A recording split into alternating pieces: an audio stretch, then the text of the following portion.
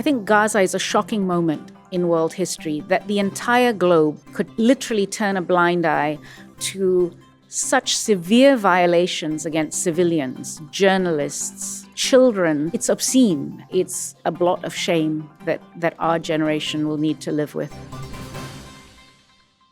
Hello and welcome to Ways to Change the World. I'm Krishnan Guru-Murthy, and this is the podcast where we talk to extraordinary people about the big ideas in their lives and the events that have helped shape them. So what does it take to defend human rights in an age of democratic backsliding, rising authoritarianism, and shrinking civic space? What does accountability look like when power becomes more repressive and civic space more fragile? My guest this week is someone who has spent 3 decades on the front line of those questions, from documenting sexual violence in the Rwandan genocide with Human Rights Watch to helping shape the global fight for democracy, justice, and human rights. Binaifer Nowrojee is the first female president of the Open Society Foundation, the world's largest private funder working to promote human rights, equity, and justice. And as an international human rights lawyer, she has led major programs across Africa and Asia, taught at Harvard Law School, and built a career confronting some of the most urgent human rights crises of our time. Now, as civil society comes under mounting pressure around the world, she's here to discuss the future of democracy, the growing threats facing NGOs, and why defending human rights has become both more difficult and more necessary than ever. Binaifer, welcome. Thank you. If you could change the world in any way, how would you change it? I think one of the biggest issues is the fact that women just are not able to take their place at the table fully. And if I could do one thing, I would make sure that all women, regardless of where they are able to fully exercise their dignity, their rights, and their ability to access opportunity. And you see a lot of times rights are taken away from marginalized groups that are at the edges, vulnerable groups. Women are half the population, and yet we're still struggling to get them into spaces. They're still struggling to be able to have autonomy over choices that they make with their bodies. We have Afghanistan, which is unbelievable in this era, that women are being erased from public space so entirely because of their gender. So yeah, that would be my one wish. And where have you seen it most acute? I think in terms of denial of rights, I think Afghanistan is really extreme. Yes. The extreme measure where women are not allowed to enter public space, their voices are silenced, they have no ability to access education, they can't actually go into public space without an escort. I think that to me is the extreme, but in places that you would think would be far-reaching, places that you think would be progressive in how they view it, you see a retreat on women's rights. You see women having to fight for the ability to make reproductive health decisions for themselves. You see difficulties for women politicians. Most women politicians actually don't go on to do a second term because the levels of threats that they're getting online and disinformation is so high, and they're villainized, their private lives are sort of laid open, and the level of violent abuse they get is really high. Is that across the board or just in America you're talking about? Or? I think it's across the board. I actually think that as women break into politics, this is the case. You also see for the first time ever, women are graduating in larger numbers globally than men from university, which has never happened in history. And I think that is both an opportunity for women. I think in the next 10 years, we're going to see women appearing in all kinds of spaces that they haven't before.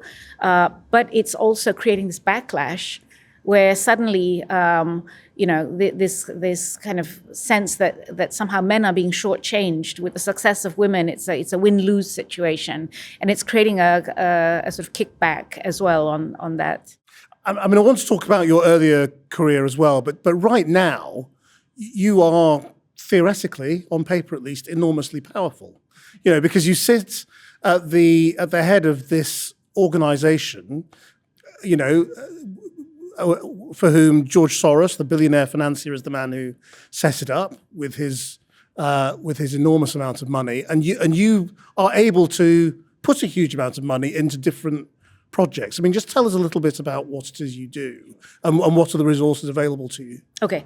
George Soros is Hungarian origin, Jewish, who had to flee Hungary during the Second World War, eventually made it to the UK as a refugee, got the access to education through a scholarship, and then made his money on the stock market.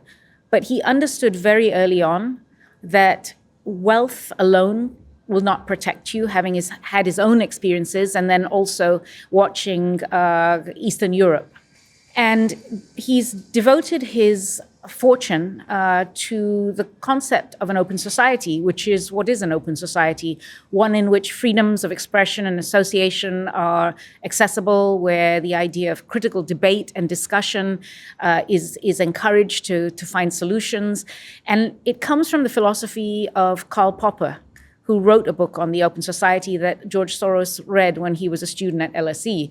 And so this many philanthropies are named after the person, Ford Foundation, Rockefeller Foundation, etc. I think George Soros is one of the few that named his philanthropy after the concept that ideas are powerful and the best ideas will prevail in an environment of debate and discussion. And how much money do you have to spend? So we have an annual budget of about 1.3 billion US dollars annually, but we're endowed, so we'll continue in perpetuity. And our programs are global. So we work all around the world in different ways, around a whole lot of issues in different ways and manifestations that promote human rights, equity, and justice.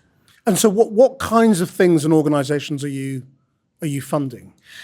So traditionally, we funded civil society groups, so non-governmental groups, and our kind of theory of change was that if you just had a robust civil society in a nation, that actually would hold power accountable, would have be able to actually keep an open society. And I think the history of the past, recent past, has shown us that that's not enough. That in places that had robust civil societies, be it Hungary, where George originally was from, or the US now, that actually it's not a foolproof guarantee that a society will remain open. And I think that is what we're seeing is now different ways of organizing, different types of support are required, and looking at responding to the ways in which the world is shifting. We've also had to change from just only sort of really looking at civil society to also working with governments and with others. Any allies that are speaking the language of open society, we are happy to partner with. So, I mean, what that means is that you as an organization and George Soros as well come under a huge amount of attack from I suppose, particularly from the right. And there's also a lot of anti-Semitism that is directed towards him. Why do you think that happens? First of all, and how damaging is it to your mission? So the promotion of human rights is a highly political act because it impacts the way power moves, right? What we at Open Society are saying is that all people should be treated with dignity. All people should have access to opportunity regardless of their race, their gender, etc. And that's asking for communities that haven't had political voice to get more of it, and also that for power to be moved so that people are able to actually make decisions about their lives. That's quite a threatening concept. And we get accused of trying to overthrow governments, being responsible for violent riots, etc. Trying to buy politics, yes, a billionaire exactly. trying to buy politics. Exactly. And there's a lot of disinformation. So when Hungarian Prime Minister Viktor Orban was in the process of taking power, one of the things that he did was really create this boogeyman. And he built his campaign around the vilification of George Soros in particular as being the Hungarian that you wouldn't want. And a lot of that disinformation basically began to spin a very large kind of conspiracy campaign that was then added to by people who are anti-Semitic as well, who have this belief somehow that Jewish people are controlling everything in the world. Between those two things, Open Society Foundations does get a lot of sort of misinformation pumped out, and especially in this day and age of social media, it's amplified. George Soros has always said that he doesn't want to spend his money defending himself, and he'd rather put it to good causes. And so it's not something that we have invested a lot in responding to. We do respond when there's outright falsehood, and where we need to actually correct the record. But by and large, we continue our mandate in terms of actually doing the work. We don't. This isn't, from George Soros's perspective, he doesn't see the need to spend time defending himself as opposed to just actually doing the values that he believes in the world. I mean, because you have particular values of openness and democracy, I mean, you're not politically neutral, are you? Correct. We are advocating for a world where actually people are able to access voice, where communities are able to have agency to make decisions for what they feel are best for them. So to give you one example, we are accused of promoting open borders, flooding European countries with refugees that's in fact not what Open Society stands for. We are actually for legal and safe pathways for migrants. We don't want to see migrants dying in the high seas. We don't want to see, a kind of xenophobic, chaotic migration policy. And so in terms of what we're pushing for is the ability for communities to be able to discuss how they want to welcome migrants, for countries to have policies that look at what they need for their labor needs, and then to make it very clear how the policy will function. And so we're not advocating for chaos. In fact, the opposite. We're actually advocating for the rule of law around the issues, but in a way that people can access it equitably. But if another type of billionaire who was, had a very different set of values to you, wanted to fund groups that are, the absolute antithesis of what you believe in, whether it's the far right or whoever it might be. Do you think there should be sort of an equal freedom? Absolutely. To be able to Absolutely. do that? And in fact, in the United States, we are part of a philanthropic sector effort called United in Advance. When the philanthropy sector got attacked by President Trump, and we ourselves were singled out by both President Trump and Vice President Vance and accused of fomenting violent riots and calls for us to be investigated, United in Advance, the whole sector organized, and they organized on a common issue. The issue is the right to give and the right for philanthropy, all philanthropy, regardless of its views, to be able to support efforts. And that doesn't mean there shouldn't be regulation of the sector, but what we were protesting is the selective nature of the Trump administration singling out a certain set of philanthropies that the Trump administration doesn't agree with. So yes, I totally defend the right for freedom of expression and the right to give from all stripes. And what we would want to see is the ability of populations then to look at all that information and make decisions. Now, you can say, well, are you just moving the world to a set of sort of far-right policies? And in fact, I think that some of that we're seeing, but I think one has to also put it into a longer historic perspective and not just look at the world as sort of gloom and doom right now. What do you mean by that? So I think that at the moment, because the kind of tectonic plates of the world are shifting and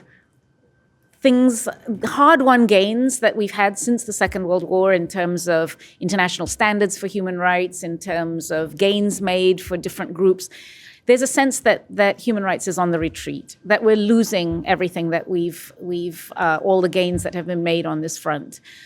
I think it's part and parcel of historical cycles. I think we have to look at a sort of longer picture and also understand that organizing is being done differently, or even the language of human rights and how it's spoken is changing. So when I started my career, the UN and the international human rights standards were the yardstick by which we measured everything. I worked to push for expansions on international law for internally displaced people, for victims of domestic violence, and everything focused on the UN and doing it that way. I think that's not the case anymore. What we're seeing is actually people are moving in different ways in their societies to speak human rights in a different language than the international human rights standards, but they're saying the same thing. If you look at the way people are talking, they're using cultural language, they're using sacred language. So I'll give you two examples.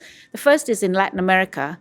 Our work there is supporting an indigenous concept called buen vivir, where people talk about dignity of people and living in harmony with planet. And our work is now supporting those indigenous and Afro-descendant groups that are speaking the same language as us, but using cultural language and framing it differently. The second one is, I would say, the Catholic Church right now. The Catholic Church is using sacred scripture to speak on dignity, social issues, the dangers of artificial intelligence.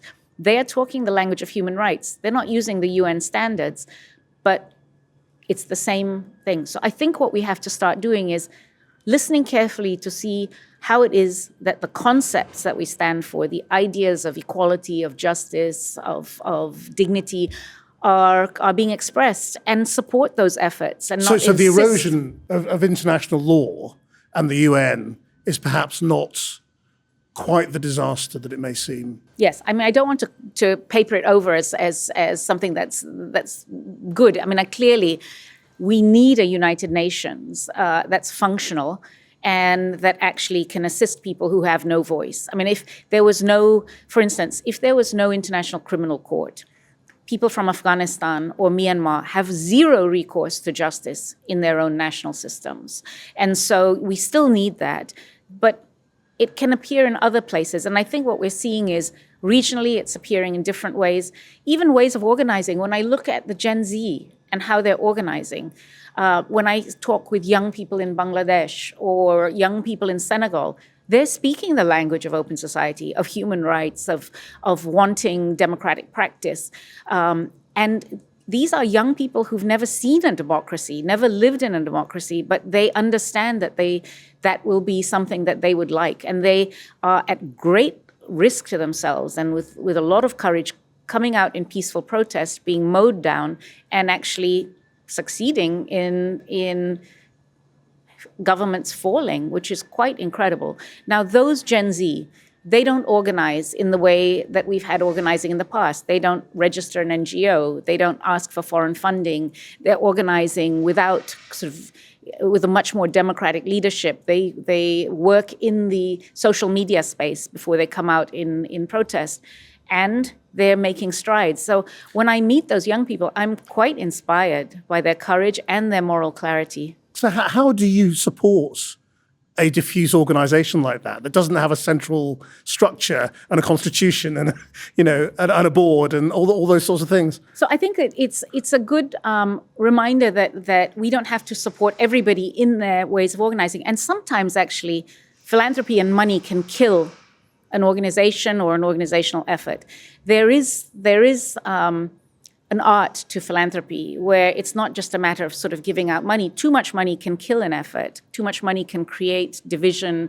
It can move a cause backwards. We don't fund the Gen Z in the sense of what you're talking about.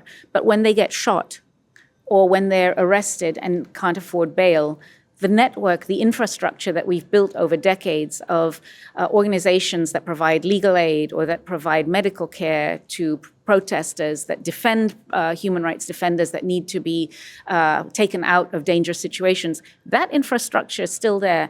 And that's supported by philanthropy for many years and is underpins the whole ecosystem. I mean, just to come back to the idea of defending the right of philanthropy to exist. I mean, does anything concern you at all about disproportionate power of billionaires? Of course. Like anything else, there's complexity to the issue.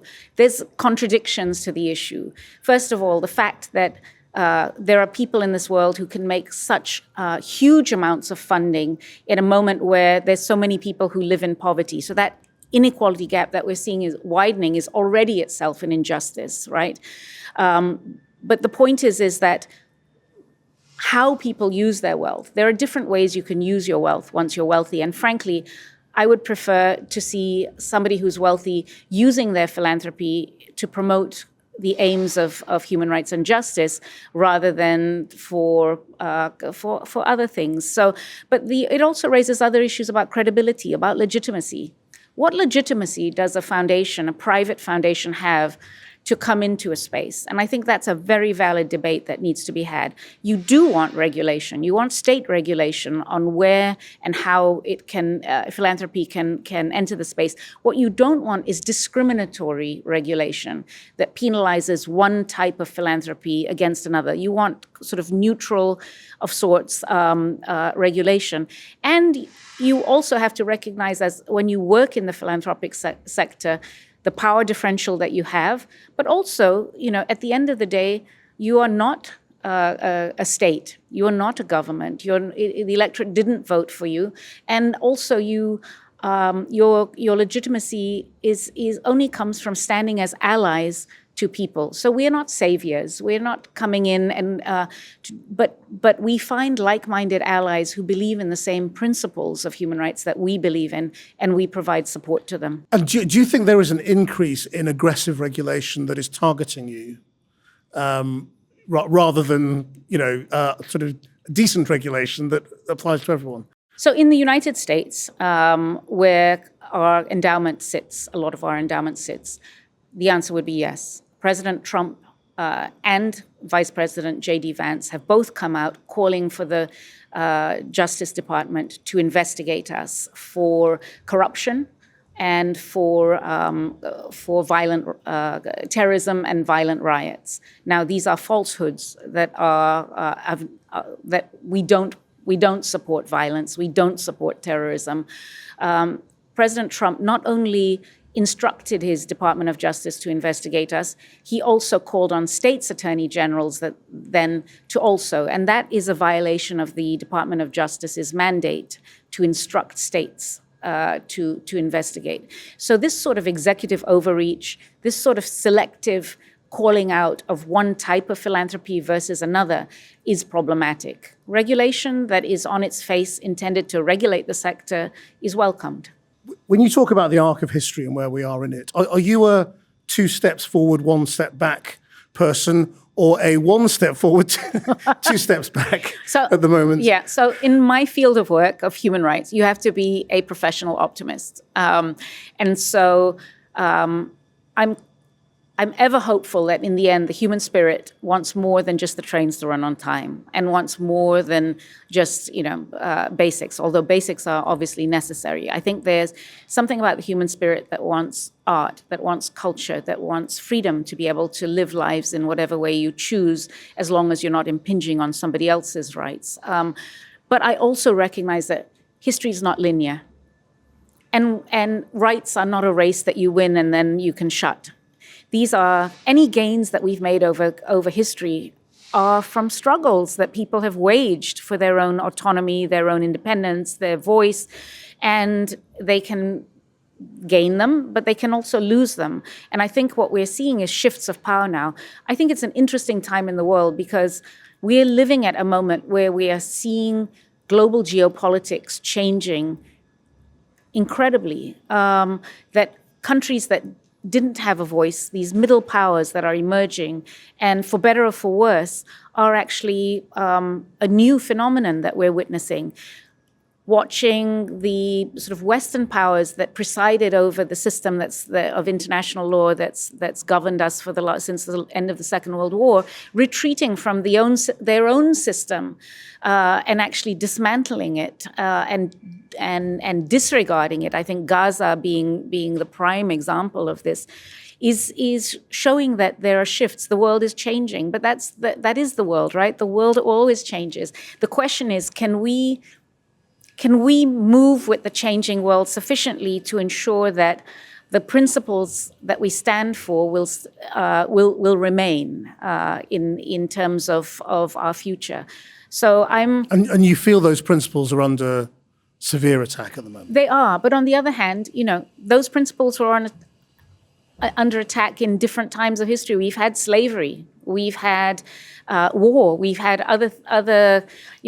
This is not the first time we are seeing bad things happen in the world, and so the question is, how do we keep pushing the world into a space where human rights, equity, and justice is promoted, and in different times, different sectors, different people, different individuals, institutions will stand up for this. And I think our job at Open Society Foundations is to make common cause with those people who hold those same values and actually keep pushing the world at this very critical turning point towards a better and more just world. What do you think Gaza tells us about where your values are in the world right now? I think Gaza is a shocking moment in world history, that the entire globe could literally turn a blind eye to such severe violations against civilians, journalists, children starved to death through malnutrition, that it's obscene, and that people and governments that had the power to speak out or do something about it turned a blind eye. And the very standards that were set up by the governments in Europe and the US after the Second World War were not activated to support Palestinian civilians who were under fire. I think it's a blot of shame that our generation will need to live with. How do you explain to Israelis who say, hang on, you're a society set up by a Holocaust survivor, essentially. How can you be so clear-cut about right and wrong, given what happened in the run-up? The whole issue of if you make, if you retaliate by blinding with a blind eye, I can't remember the saying, but it's, Leaves everyone blind. Everybody, we're all going to be blind. And I think that the issue is that we are asking for this treatment for all. But the turning of a blind eye to just egregious violations was, I think, a problematic thing. And I think it was a sign that things have changed since the end of the Second World War, where the world said never again, where the world said, that this is something we will never witness. And in fact, in less than 100 years, we're witnessing it again. Now, as I said, again, this human rights is not something you sort of win and close shop. So it is going to come to ebb and flow. But I think what we're seeing here is a serious dismantling of systems that we had assumed, perhaps mistakenly, were going to lead us. That did lead us into an era of prosperity, did lead us into an era of improvement of people's lives, of accessing rights. And that's, as I said, that locus is shifting. It doesn't mean it's gone, but it's shifting. I mean, again, just when you think about Gaza, Gaza is not the first example of the mass killing of civilians since the Second World War. There have been many. But it is different, isn't it, in the way that it plays into all of the arguments around democracy and freedom and geopolitics. Why is that? And why don't Sudan, Rwanda, Cambodia, former Yugoslavia, go back, create the same, why didn't they create the same sense of outrage and debate? So I think in some ways they did, right? So I think Yugoslavia was a turning point for international justice. In the 90s, there was a huge expansion around the issue of international justice and international standards. We saw the creation of ad hoc tribunals, Yugoslavia and Rwanda. Rwanda, I was an expert witness at that tribunal. A lot of the evidence that was used around sexual violence came from documentation I had done. And in fact, there was a movement towards actually building institutions for the first time that would prosecute. And we had, in my lifetime, I've seen genocide, sexual violence considered a genocide crime. So we are moving forward, and there are, but again, it's not all forward-looking. There's steps forward and steps back. For me, what really, I think, struck me was the withholding of, the starving, the use of starvation as a weapon in Gaza against babies and children. I think that one could argue that there are laws of war, that conflicts, that whether there's a right or a wrong, that there's always debates on that. But I think we can draw the line on starvation of babies. So what did you as an organization try to do about it? So Open Society Foundation has worked for 2 decades supporting human rights groups, both Israeli and Palestinian groups. So we've been long engaged in this. And our view is both Israelis and Palestinians should be able to access human rights. And in fact, many of the groups that we work with are Israelis themselves inside Israel are critical of some of these acts that have taken place. So I think it's too simplistic to just break it down as Israeli and Palestinian. Journalists were also, have been victims of Gaza. Medical provision, the providers have been victims.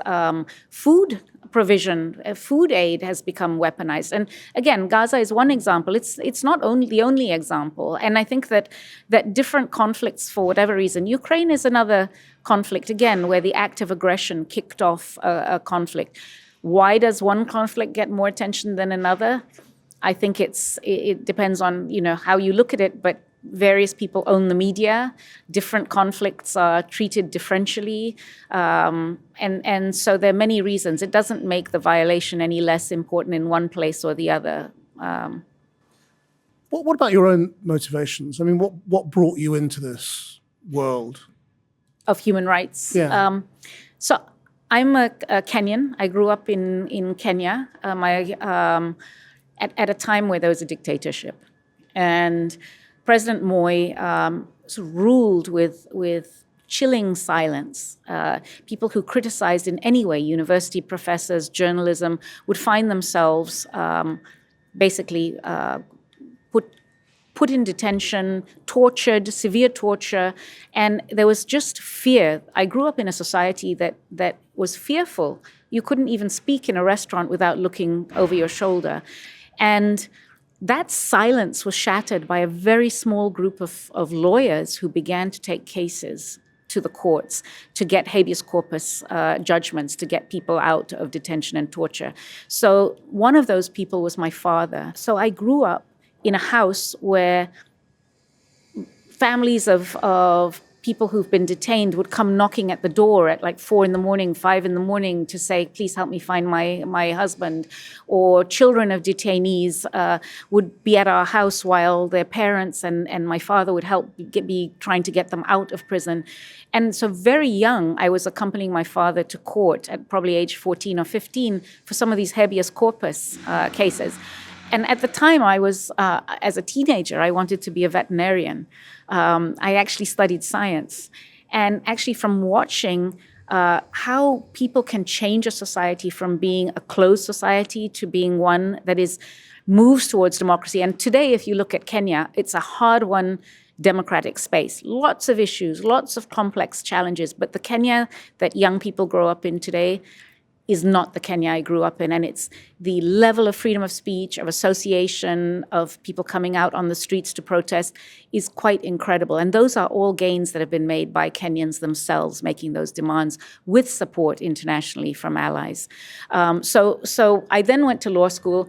And when I went to law school because I cared about justice.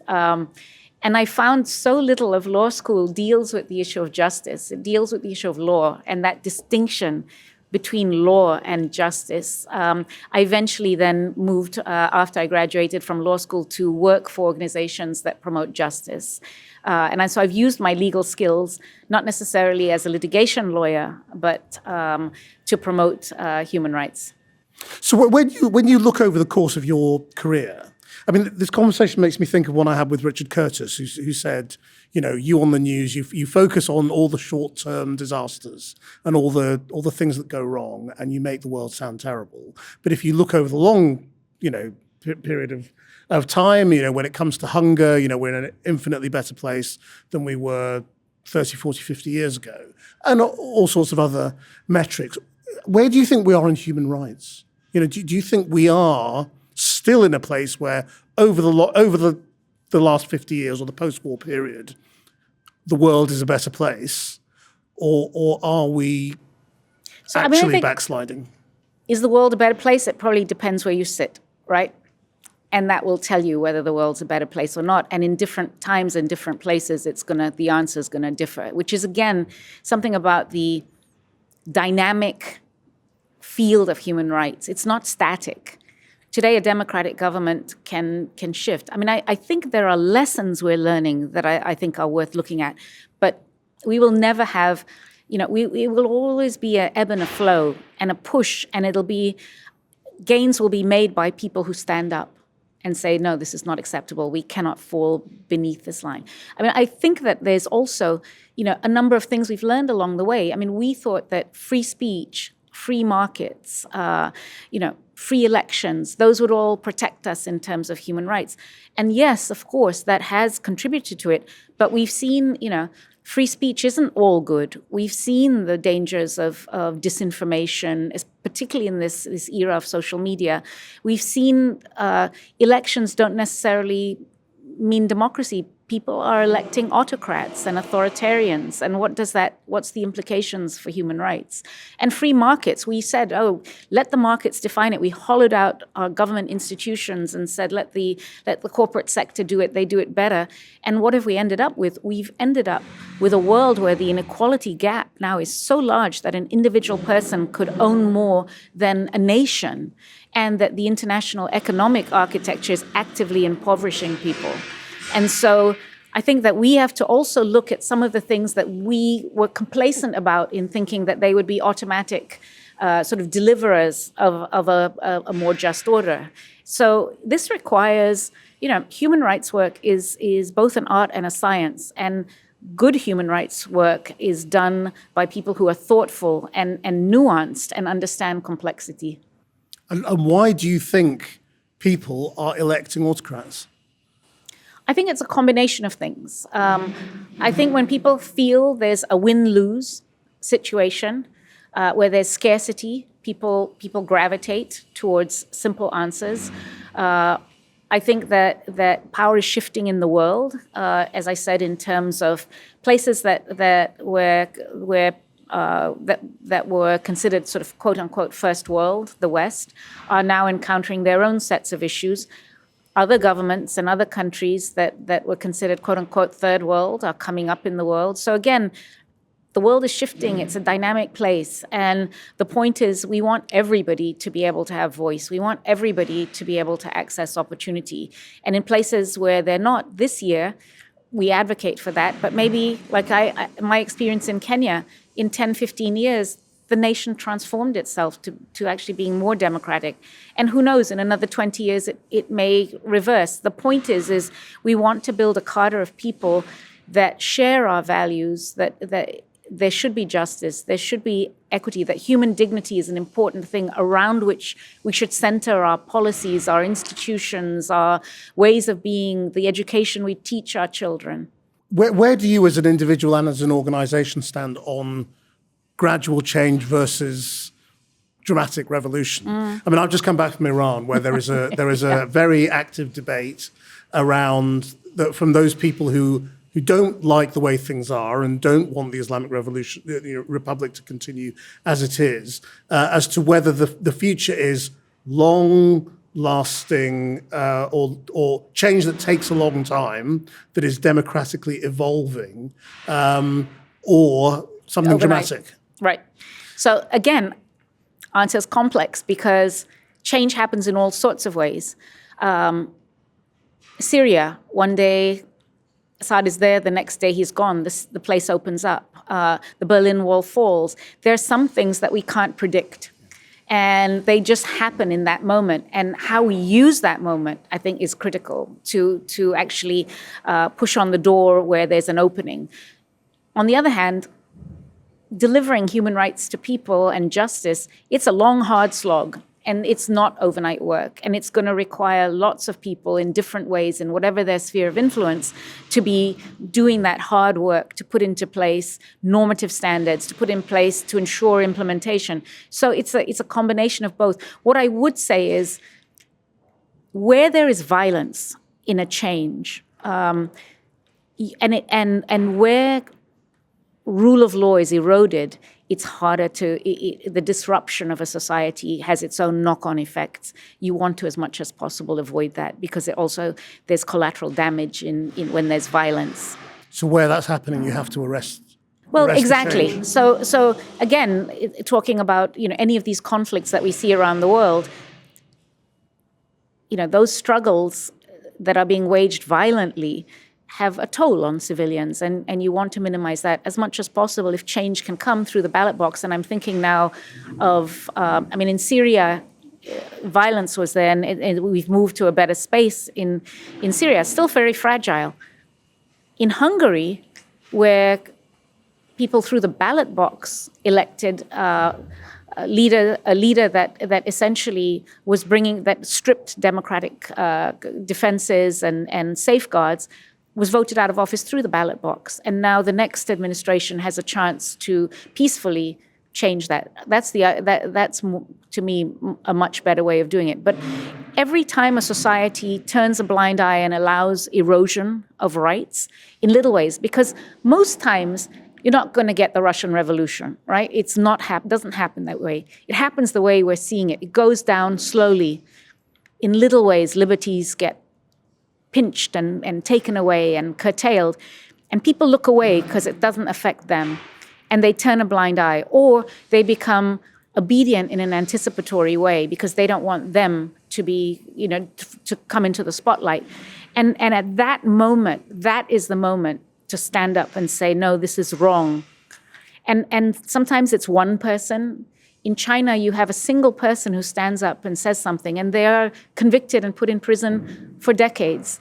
It's those people who light a candle in the darkness that keep all of us safe. And they carry an internal drive and a courage that's unshakable, because this work is also risky. But it also requires a discernment to be able to say, I'm sorry, but that's wrong. It's wrong. People can't live in fear. Discriminating against people, even if you don't like them, is wrong. Restricting people's freedom of speech because you don't like what they're saying is wrong. All of these things. And as much as possible, you want to ensure that we keep societies moving in ways that doesn't happen. Binaifer Nowrojee, thank you very much indeed. Thanks. Thank you for sharing your ways to change the world. You can watch all of these interviews on the Channel 4 News YouTube channel. Until next time, bye-bye.